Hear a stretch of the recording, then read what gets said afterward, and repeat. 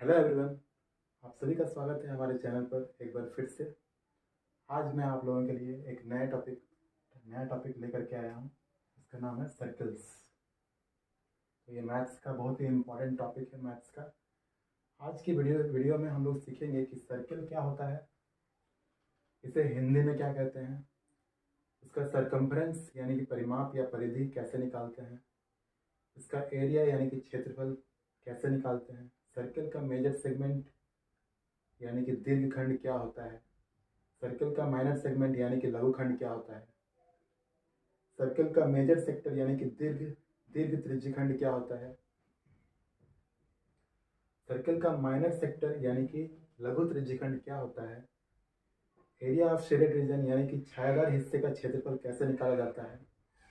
साथ ही हम लोग जानेंगे कि टेंजेंट यानी कि स्पर्श रेखा क्या होती है, और एरिया ऑफ रिंग यानी कि छल्ले का क्षेत्रफल कैसे निकालते हैं। यह सब हम लोग जानेंगे इस वीडियो में। तो देखिए सबसे पहले सर्कल को हिंदी में क्या कहते हैं। तो सर्कल को हम हिंदी में सबसे पहले मैं एक यहाँ पर सर्कल बना दूंगा। तो सर्कल को हिंदी में कहते हैं वृत्त। इसको हम लोग हिंदी में बोलेंगे वृत्त। तो सर्कल को हिंदी में बोलते हैं वृत्त। अब सर्कल यानी कि वृत्त होता क्या है, इसे हम लोग ध्यान से समझेंगे। अब ये सर्कल होता क्या है। देखिए, एक पॉइंट लगाना है। सबसे पहले हम यहाँ पर एक पॉइंट लगाएंगे। तो पॉइंट लगाएंगे। अब इस पॉइंट से अगर हम बराबर दूरी, इक्वल डिस्टेंस रखते हुए एक उसके चारों तरफ बाउंड्री लाइन ड्रॉ कर लेंगे। तो यहाँ से अगर मान लीजिए हम यहाँ पर बराबर दूरी ले लिए, मान लीजिए ये जो दूरी है कुछ ले लिए, कुछ मान लीजिए 5 सेंटीमीटर ले लिए। तो यही दूरी को बनाए रखते हुए, यही दूरी को मेंटेन करते हुए हम अगर यहाँ पर एक बाउंड्री लाइन को ड्रॉ करते हैं तो ये जो है पूरा फिगर बन करके आता है। ये हुआ सर्कल, इसे हम सर्कल कहेंगे।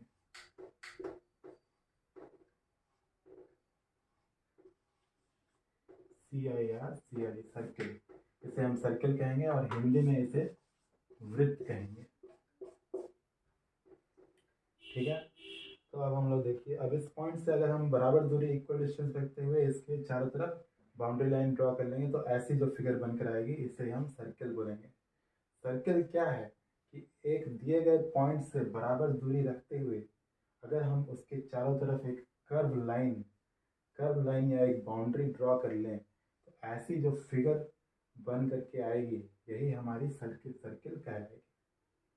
इसी को हम इंग्लिश में बोल सकते हैं कि a circle is the locus of points. A circle is the locus of points equidistant from a given point. तो सर्कल क्या है? A circle is the, तो यहाँ पर हम लिख सकते हैं, देखिए, a circle is the locus of points.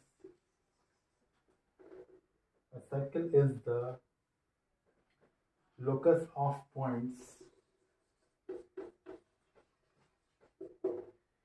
equidistant from a given point. Equidistant from a given point.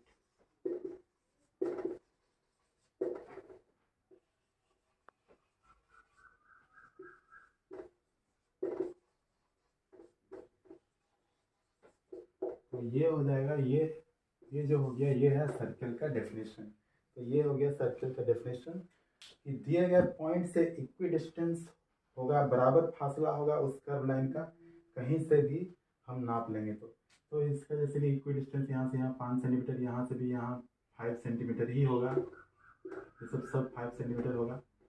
तो ये जो डिस्टेंस होगा ये इक्वल होगा। यहाँ पर भी 5 सेंटीमीटर, यहाँ पर भी 5 सेंटीमीटर, इधर भी 5 सेंटीमीटर ही होगा। तो ये चारों तरफ कहीं पर भी देखिए तो ये इक्वल डिस्टेंस ही रहेगा, सब जो है इक्वल रहेगा 5 सेंटीमीटर। तो अब देखिए यहाँ पर उसके बाद देखिए, तो ऐसी कोई भी फिगर हमारी सर्कल कहलाएगी। अब ध्यान रखिए कि सर्कल एक 2D फिगर है। सर्कल क्या है? सर्कल क्या है? एक 2D फिगर है, 2 डायमेंशनल फिगर है। 2 डायमेंशनल फिगर का मतलब जिसे हम लोग सिर्फ जिसे हम लोग पकड़ नहीं सकते, हाथों से पकड़ नहीं सकते। जैसे ये 3 डायमेंशनल नहीं है, ये है 2 डायमेंशनल। तो जो जिसको हम जो जैसे सर्कल को हम लोग पकड़ नहीं सकते, इसको हाथ से पकड़ नहीं सकते, तो ये हो गया 2 डायमेंशनल फिगर। 2 dimensional figure. और जिस फिगर को हम लोग हाथ से पकड़ सकते हैं उसको हम लोग 3 डायमेंशनल फिगर बोलते हैं, 3D फिगर। तो सर्किल क्या हो गया, सर्किल एक 2D फिगर हो गया। इसको हम हाथ में लेकर या छूकर महसूस नहीं कर सकते हैं। इसको हम सिर्फ एक प्लेन पेपर पर या एक प्लेन सरफेस पर ही ड्रॉ कर सकते हैं। तो आइए, तो देखिए, अब आपके लिए यहाँ पर एक सर्किल हम ड्रॉ कर लिए हैं, या एक सर्किल ड्रॉ कर लिए हैं। उसके बाद और आगे की बातें तो इस तरह से हम एक सर्किल को ड्रॉ कर लेंगे। उसके बाद देखिए, ये जो सेंटर है यहाँ पर, देखिए ये सर्किल का तो सबसे बीच वाला हिस्सा है, इसको बोलेंगे सेंटर। ये हो गया सेंटर, CENTRE, सेंटर, यानी कि केंद्र। इसको हिंदी में केंद्र बोलेंगे, वृत्त का केंद्र बोला जाएगा इसको। तो यहाँ पर हो गया ये सेंटर, इसको हम लोग हिंदी में वृत्त का केंद्र भी बोल सकते हैं, वृत्त का केंद्र। तो सर्किल का जो ये सेंटर है इसको हिंदी में बोलेंगे वृत्त का केंद्र। तो अब देखिए यहाँ पर इसे वृत्त का केंद्र बोलेंगे। अब ये कि जो केंद्र से वृत्त पर एक लाइन ड्रॉ कर लेंगे तो इसे हम रेडियस कहेंगे। यहाँ से यहाँ तक का जो दूरी है इसको हम लोग इंग्लिश में रेडियस बोलते हैं, रेडियस। और हिंदी में इसको त्रिज्या बोलते हैं, त्रिज्या। तो ये हो गया रेडियस, त्रिज्या। ये सेंटर हो गया, बीच वाला जो पॉइंट है इसको सेंटर बोलेंगे, इसको हिंदी में वृत्त का केंद्र बोलेंगे। और ये जो यहाँ से यहाँ तक का जो फासला है इसको रेडियस बोलेंगे, इसको हिंदी में त्रिज्या बोलेंगे। अब देखिए आगे, अब यहाँ से देखिए त्रिज्या कहेंगे। अब अगर हम इसी रेडियस का डबल कर लेते हैं, अब देखिए ये जो रेडियस यहाँ से जा रहा है, यहाँ पर जो रेडियस है इसको अच्छे से फिगर पर बना लेते हैं फिर से। यहाँ पर देखिए ये सर्किल जो है, ये हो गया सर्किल, ये हो गया इसका सेंटर। यहाँ से यहाँ हो गया रेडियस। अब रेडियस का अगर हम लोग डबल कर लेते हैं तो ये हो गया डायमीटर। तो अगर मान लीजिए ये O है, ये A है, ये B है, इसका नाम दे देते हैं, नेमिंग कर लेंगे इसका। तो नेमिंग कर लेंगे तो यहाँ पर देखिए AOB, तो OB हो गया रेडियस और इसका डबल हो जाएगा तो ये हो जाएगा डायमीटर। तो AB हो जाएगा डायमीटर। AB जो है वो डायमीटर है। डायमीटर क्या है? डायमीटर कुछ नहीं है, बस रेडियस का डबल है।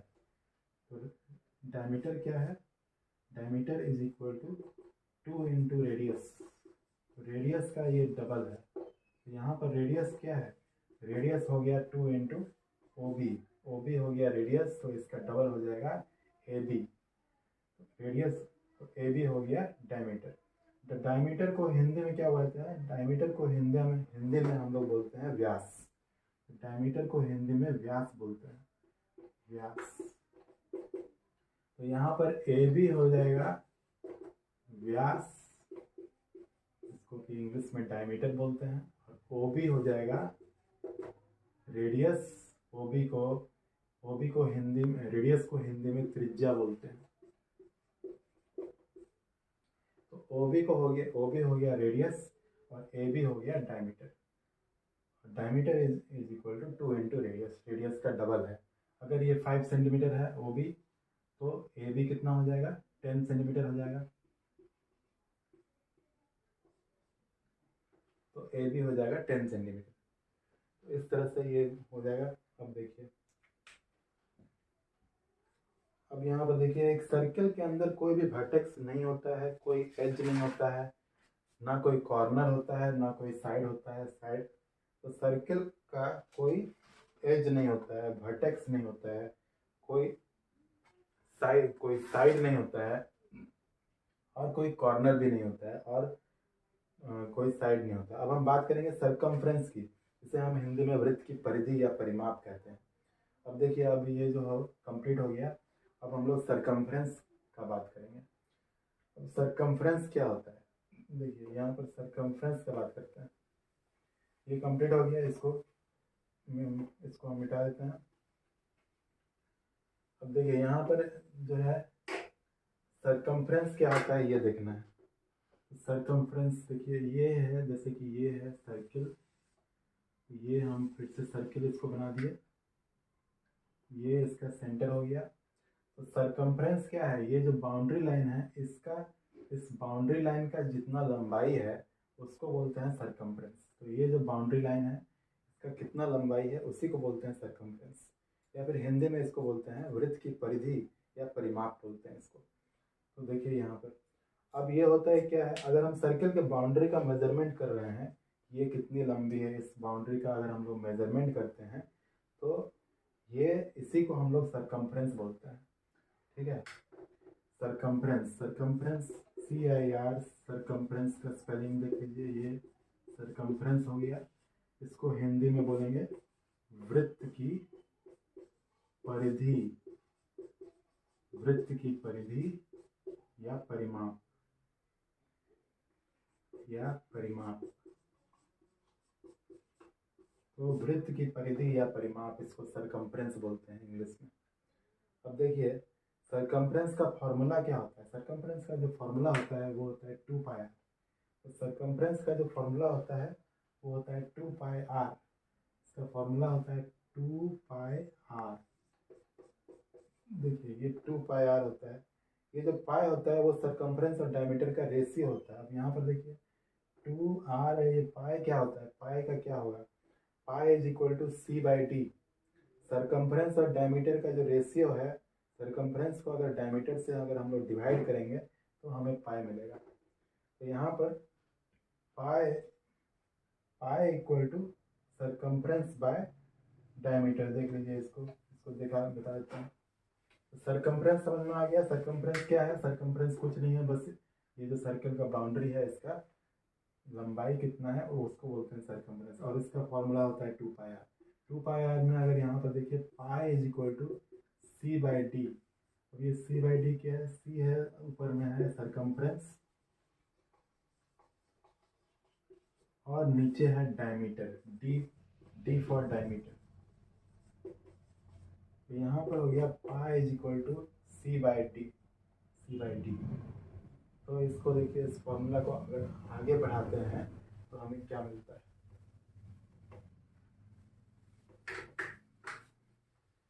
देखिए इसको अगर हम लोग आगे बढ़ाते हैं, पाई इज इक्वल टू C/d है। अब देखिए यहाँ पे क्या होगा, तो यहाँ पर देखिए पाई इज इक्वल टू C/d। तो यहाँ पर pi is equal to C जो है ये है सरकमफ्रेंस। तो सरकमफ्रेंस का फॉर्मूला होता है 2πr। अब देखिए यहाँ पर C/2r। एक सेकेंड रुकिए, इसको जो है हम लोग क्या करते हैं, इसको हम लोग C ही लिखते हैं, और डायमीटर जो होता है वो क्या होता है 2r होता है। डायमीटर का जो फॉर्मूला होता है वो 2r। अब यहाँ पर हम लोग अगर हम लोग क्रॉस मल्टीप्लाई कर देंगे, ये इसके साथ ये इसके साथ क्रॉस मल्टीप्लाई कर देंगे तो ये हो जाएगा pi into 2r। Cross multiply कर दीजिए तो ये कितना हो गया, 2πr इक्वल टू C। मतलब यहाँ पर C का फॉर्मूला आ गया। देखिए C का फॉर्मूला हम लोग को मिल चुका है। तो सरकमफ्रेंस का फॉर्मूला निकालने का ये एक तरीका है। सबसे पहले पाई इक्वल टू C/d लिखिए, उसके बाद क्रॉस मल्टीप्लाई कर दीजिए। तो पाई इक्वल टू C/d मैंने पहले ही बताया था, pi equal to circumference by diameter होता है। अब यहाँ पर इसको क्रॉस मल्टीप्लाई कर दीजिए तो सरकमफ्रेंस का फॉर्मूला निकल करके आ जाएगा। तो इस तरह से पाई का इस्तेमाल करके सर्कल के सारे फॉर्मूले में, तो पाई का इस्तेमाल जो होता है वो सर्कल का बहुत सारा फॉर्मूला में होता है। अब नेक्स्ट टॉपिक देखिए, एरिया ऑफ सर्कल। सर्कल का एरिया कैसे निकालते हैं, वृत्त का क्षेत्रफल। तो सर्कल का, इस सर्कल का अगर हम लोग को एरिया निकालना है तो कैसे हम लोग निकालेंगे, देखिए इसको किसी भी प्लेन सरफेस पर। अब देखिए यहाँ पर एरिया ऑफ सर्कल एक नया टॉपिक आ गया। इसको हम मिटा देते हैं। एरिया ऑफ सर्किल,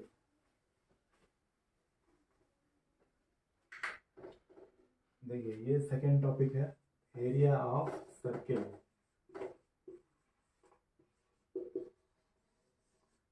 इसको हम लोग हिंदी में बोलेंगे वृत्त का क्षेत्रफल।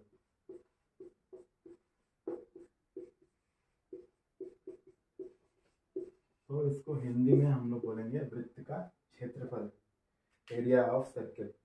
किसी भी प्लेन सरफेस पर कोई भी वस्तु जो जगह घेरती है वो घेरी गई जगह उस वस्तु का क्षेत्रफल कहलाएगी। तो एरिया इसी को बोलते हैं ना, कोई भी प्लेन सरफेस है, जैसे कि ये सरफेस है प्लेन सरफेस, ये प्लेन सरफेस जो है इसके द्वारा जितना भी एरिया यहाँ पर घेरा गया, अब ये कितना भी क्षेत्र, जितना भी एरिया ये घेर लिया, जितना भी जगह ये घेरा, इसी को तो बोलेंगे, इसी को बोलेंगे क्षेत्रफल।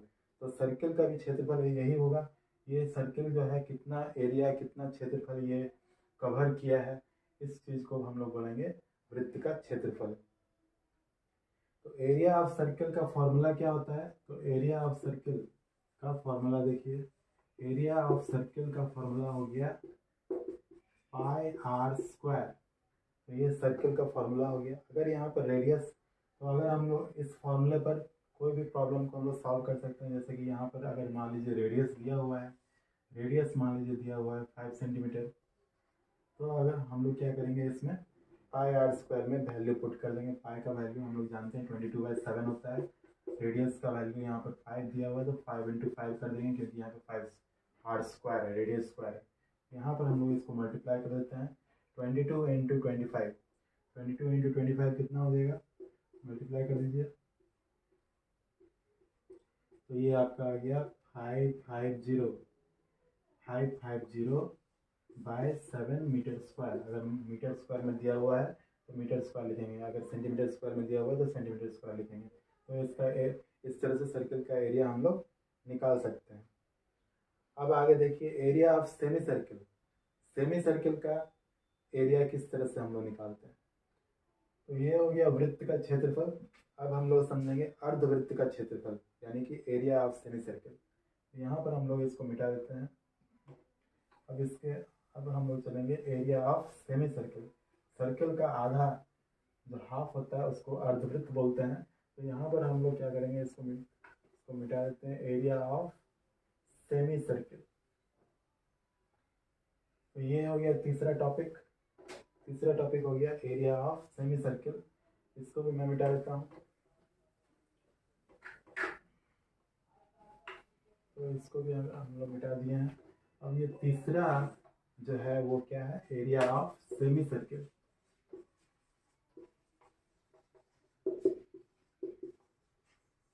इसको हिंदी में बोलेंगे वृत्त का, नहीं, अर्धवृत्त का क्षेत्रफल, अर्धवृत्त का क्षेत्रफल।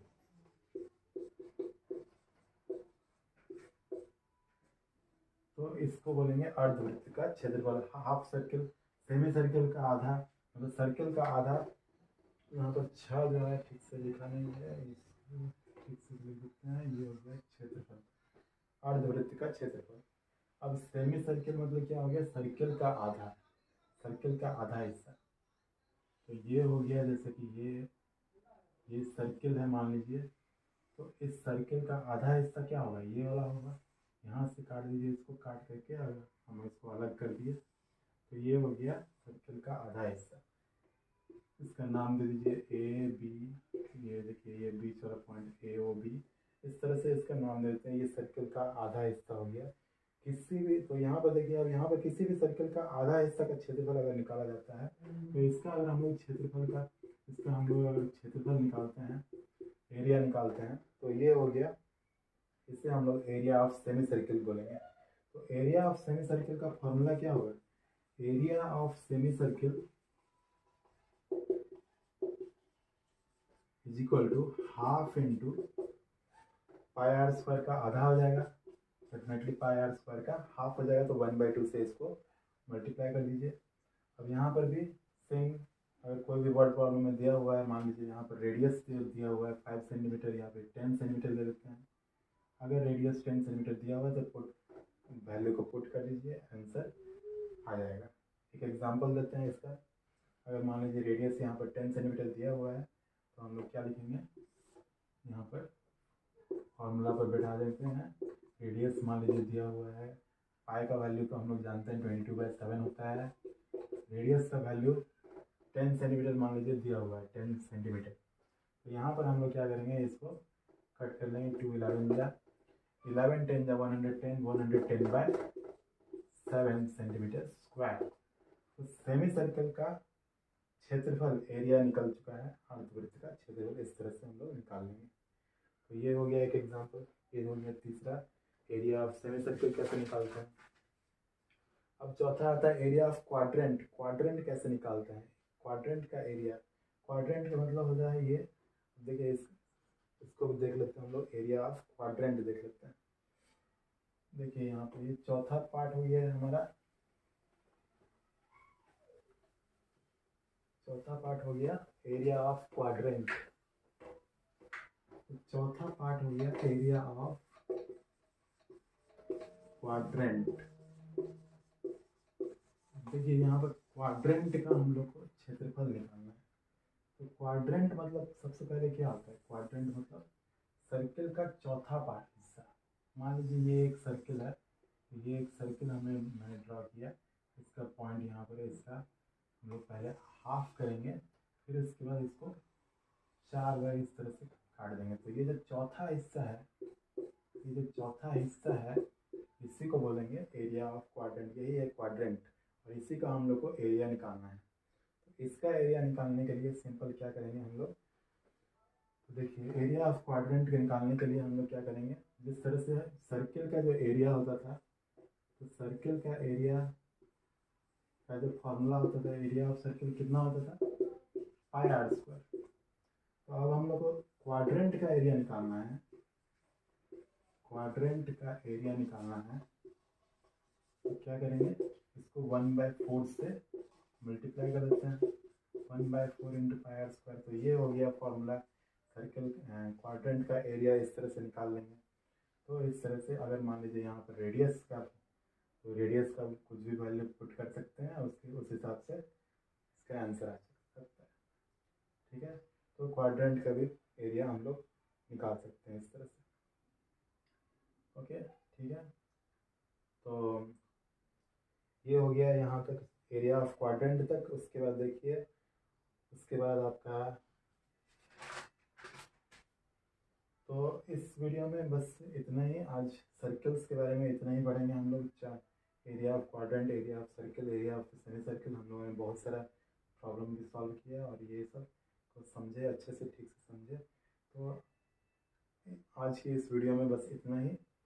अगले वीडियो में हम लोग सर्कल के बारे में और भी कुछ इंटरेस्टिंग चीज़ें जानेंगे। तब तक के लिए धन्यवाद। ओके, इसको आप लोग नोट कर लीजिए बहुत अच्छे से। Thank you.